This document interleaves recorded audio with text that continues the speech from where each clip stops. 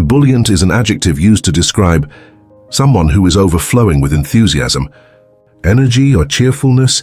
It suggests a personality or mood that is lively and contagious, often bringing positivity to those around. The term can also describe situations or atmospheres that are bubbling with excitement and vibrancy.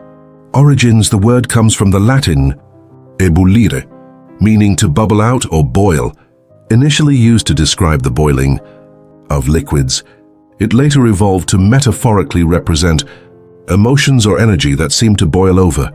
Our explanation and usage.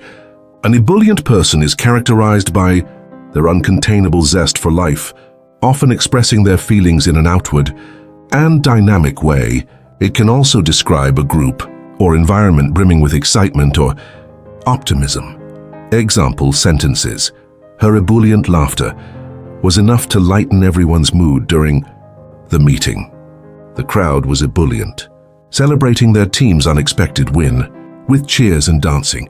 Among synonyms and related words: exuberant, unrestrained in enthusiasm or joy; vivacious, full of life and animated; effervescent, showing lively or bubbly enthusiasm.